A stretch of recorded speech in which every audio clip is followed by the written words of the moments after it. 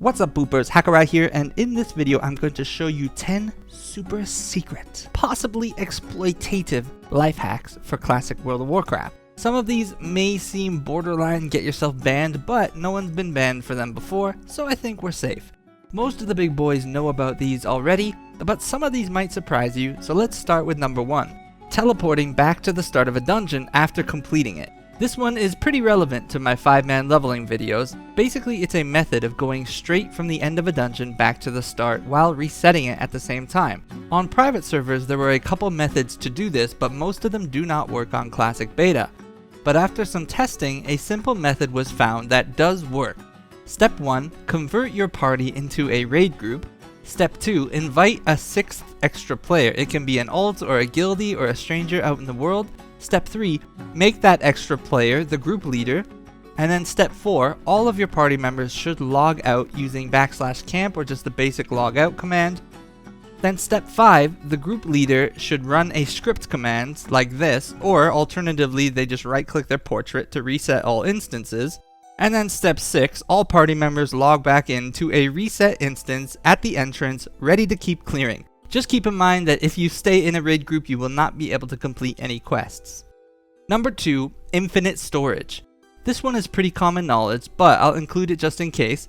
A mailbox has no limit on how much it can hold, so if you find your bags filling up around the world, you can mail any non-soulbound items to an alt on your account that will travel to your alt's mailbox instantly and sit there for 30 days.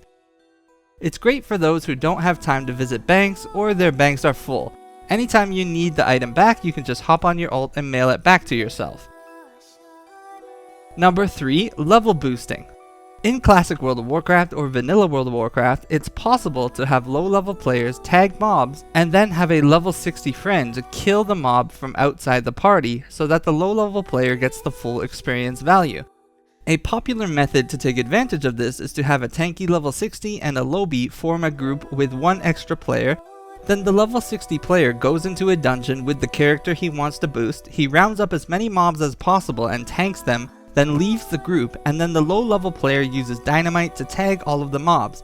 And then the high level player kills as many as possible in 1 minute before they get ported out of the dungeon. You invite them back, you rinse and repeat. Using this method, it's possible to reach level 36 in as low as 6 hours played. Number 4, lockout splitting. Nowadays in retail, it's common to split lockouts between alts and mains to help gear up mains by trading loot. Now I'm pretty against this style of gearing up your characters, and luckily this is harder to pull off in Classic because of how long it takes to level alts. One method commonly used however in private servers and back in Vanilla with Onyxia is to have a full 40-man raid, bring Onyxia to low HP, then have the majority of the party hearth out of the dungeon and leave the raid group for the last 1%, so that only a small amount of players finish off Onyxia and get locked to the instance. This helps increase the rate at which a guild can get Onyxia scales to make the cloaks to protect against Shadow Flame when they are preparing for Blackwing Lair, as well as Onyxia heads and tier 2 helms. Because of the nature of Onyxia and her ease of defeat, this can be repeated until the raid is as small as 20 members because Onyxia lacks an enrage timer, so killing her with smaller raids isn't that punishing. Number 5, CAIRNE Bloodhoof honor farming. Now, you may be asking, why the hell would I want to know how to farm CAIRNE poor Bloodhoof? He's already been killed by Garrosh, let the boy rest. This one needs a bit of explaining. In Phase 2 of Classic, we will enter a rare era of Vanilla WoW that existed for a very short time that was never really recreated on many private servers. It's an era of the honor PvP system without battlegrounds. During this era, gaining honor was hard, especially for people playing on PvE servers, and PvP was scattered all over the world.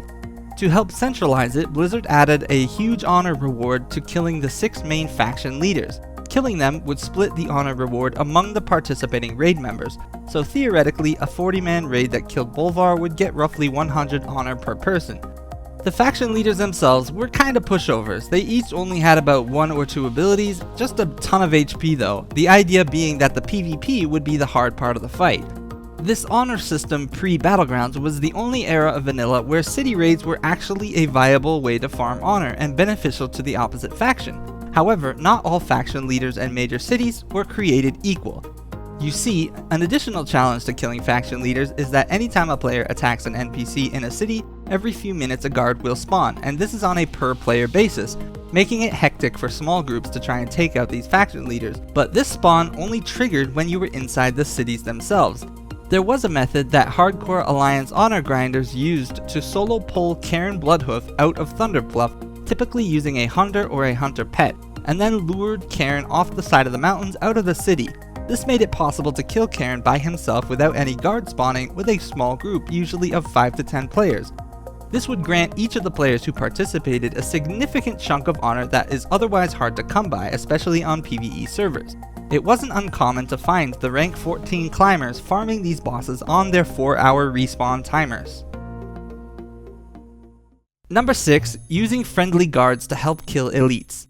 In the early zones, you'll find many guards patrolling on the roads or around the major cities. As long as you take out 40 to 50% of a mob's HP by yourself, you will still get full kill and quest credit for that mob even if a guard kills it.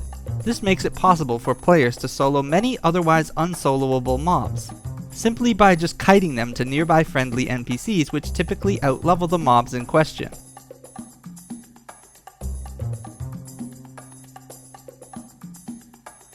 Number 7. Crafting to increase sell value. Many raw materials in classic World of Warcraft vendor or sell for very little value, but a simple click of a button in a profession window will increase the sale value of the majority of items. Some easy mentions are bandages and cooking recipes. For example, the jungle stew that I mentioned in my leveling guide, a tiger meat that vendors for 87 copper, when cooked, turns into 2 jungle stew which vendors for 6 silver. So before you think about vendoring those trash items, think twice and consider saving them for later to increase their sale value. Number 8. Neutral NPC griefing. There are several factions in vanilla that can be declared war on, allowing you to attack the otherwise friendly NPCs, putting them in combat so other players cannot talk to them. For example, the Scepter of the AQ40 gate requires interacting with some Moonglade NPCs where it is possible to declare war on them and then attack the NPC and kite it out of its intended area, while a non-declared healer can keep both the kiter and the kitey alive. This leads to some infamous strategies of kiting Remulos to Jaina or Thrall to prevent the opposite faction from being able to complete their AQ40 Scepter quest chain without raiding the city, but it's limited only to your cruelty and creativity, as Gadgetzan and Booty Bay and Everlook NPCs are all open to this style of griefing. Number 9. Noggin Fogger Tactics. Not all character models are created equal. Some models are bigger than others and cannot fit through certain places that other races can. For example, a human male cannot fit through the Dwarven Guard Tower windows, but a human female can. A gnome can fit into a tiny fireplace in most of the human houses, but a Tauren cannot. Noggin Fogger elixirs, purchasable from Noggin Fogger in Gadgetzan after finishing his quest chain, can shrink players down, making them not only harder to see and target, but also allowing them to travel through spots that their race otherwise wouldn't be able to travel through. Another Noggin Fogger tactic is that they apply multiple and numerous buffs to your character that do not override other buffs, and they are all magical effects. This makes them great for eating dispels in PvP and on certain raid encounters where the mobs try to dispel you. A shaman or priest purging you will end up dispelling a useless Noggin Fogger effect instead of important buffs like Blessing of Freedom. Or when fighting Gar in Molten Core, losing a Noggin Fogger effect is much better than losing something like Mark of the Wild. And lastly, number 10, there are jump skips. I left this one for last because there are a lot of jump skips in Classic and all of them are bound to save you hours of time once you learn to master them. We'll go over some of the major ones, but there are simply too many to mention. Firstly, the Stormwind flight path jump to the main bridge is a great way to get to Elwynn faster without having to run around the trade district. Number 2, BRD jump runs, or lava runs. After clearing up to the large gate, it's possible to jump through the windows and into the lava below, then follow the lava river all the way to the end of the dungeon so that you only have to clear 2 rooms to kill Emperor for your Iron Foe or your Hand of Justice.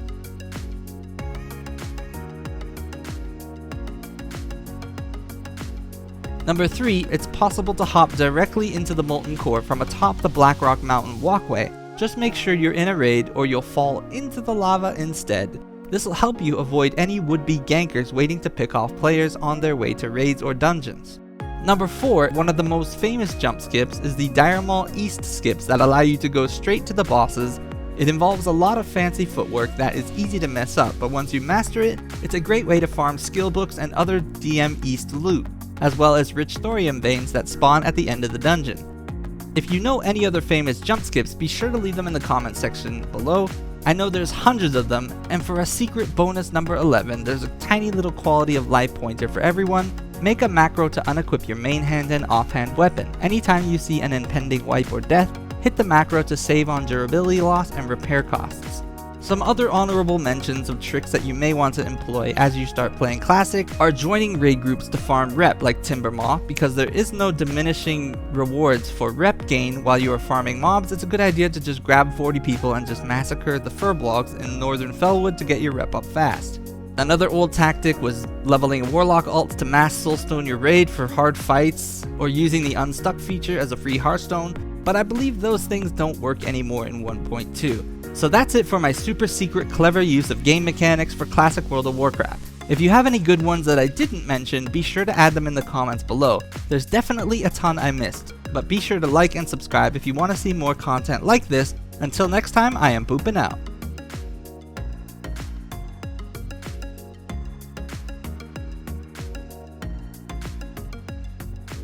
Boop.